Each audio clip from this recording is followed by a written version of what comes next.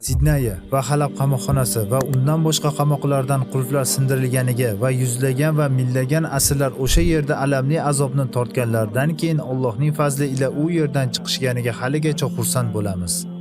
Bu jarayon bizga haligacha qulfi berk qolayotgan katta bir savolni yodimizga soladi. U ham bo'lsa, qachon butun dunyodagi o'nlagan, minlagan, balki millionlagan asrlarni ozod qilinadi?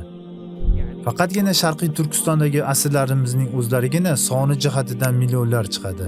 Ko'plagan odamlarni o'ziga jamlab, tizimli ravishda dinni, axloqni, o'zlikni va madaniyatni o'zgartirilayotgan lagerlardagi mahbuslarni qachon ozod bo'lishi katta bir savol bo'lib turibdi.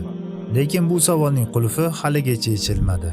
Ko'plagan falastinlik birodarlarimiz Allohning fazli ila kuni kecha ozod qilingan bo'lsalar, islom ummatining ko'plab o'g'lonlari Falastindagi birodarlarimizga yordam berganliklari sababli qamoqqa olinishgan va hozirgacha o'sha yerda qolishmoqda.